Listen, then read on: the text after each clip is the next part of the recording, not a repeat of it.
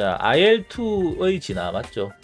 역사적으로 가장 많은 IL-2가 2차 대전, 세계대전 당시에 역할을 했다. IL-2가 제작되었을 때 당시에는 제작자들은 속도가 비교적 느리더라도 좋은 방어력, 그걸 지닌 항공기를 만들고자 했고요.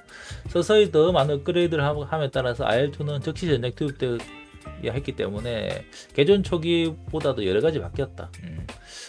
엔진은 그대로면 점점 무거워지는 거 이거 아니냐? 아니야. 나 이거 타면서 느끼는 게 속도만 좀 더 빨랐으면 이랬거든. 엔진, 특히 출력. 렛츠고. IL-2. The IL-2 became the most produced aircraft in the 한 history of 5,000m aviation 먹고 나서 and 밑에 있는 played a 애들 잡는 major 거 role 잘할 것 in 같아. World War II. 먹기가 And while 힘들어서 its 그렇죠. creators picked the right concept of a slow but well-armored strike aircraft, the 기동도 design 나쁘지 required 않거든요. numerous incremental upgrades.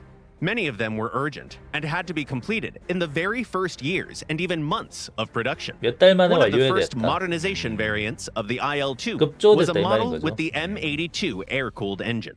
The work to adapt the design had been started in advance, since the factory that made the original AM38 engines had to be evacuated, and the assembly lines had expected supply issues. However, the liquid-cooled engines continued to come in good numbers, and the new model became redundant before the prototype passed the trials. On the plus side, the IL-2 M82 was one of the first to receive a rear gunner that the early versions needed so badly. Sometimes field workshops would even cut a hole for the extra crew member on their own initiative, and the gunner would fly with no protection whatsoever. It was only in 1943 when the designers went back to the idea of a two-seater. There's another notable change connected to the addition of a gunner. Some planes received the so-called arrow wings, with leading edges that increased the sweep angle. This change moved the aircraft's center of gravity forward, compensating for the gunner and the extra MG in the rear.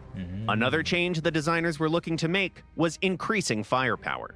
They tried to install something more impressive than 무게중심이 the 안 original 맞아서 뭘 더 23mm 하지 못했대 cannons, 말인가? like the NS-37, where the number stood for the caliber. The new weapon's recoil was way too high, though, and its shells didn't do enough damage to new armored vehicles.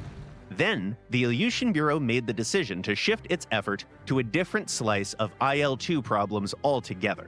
The next step in combat effectiveness required radical rework, so the engineers enhanced the deep modernization of the 엔진 안 aircraft 바꾸나? with a completely new design that included their accumulated experience.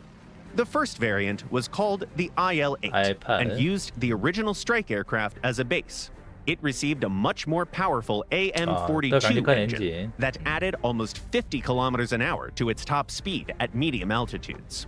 The team achieved a better climb rate and maneuverability than any of the earlier modifications of the IL-2, and the new model's payload was almost twice as high.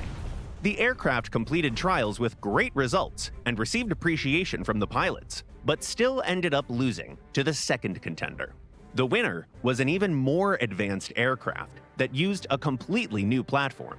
Based on the cancelled IL-1, the IL-10 showed more promise and received 이런 the 거는 못 green light. 봤는데. It 있나 보네. inherited 트리에. the thick armor of the IL-2, but its speed exceeded 550 kilometers an hour in level flight during trials. The IL-10 was a true step ahead. Pilots who were used to the sluggish IL-2 basically got a fighter with all the qualities of a strike aircraft. The IL-10 saw successful use at the end of World War II and later during the Korean War. The IL-2 썼구나. development experience was used 그렇지, 안 쓸 even 이유가 later 없지. for projects of jet strike aircraft. Creators reused both the general concept of a slow, well-armored plane and the details, like the tail gunner.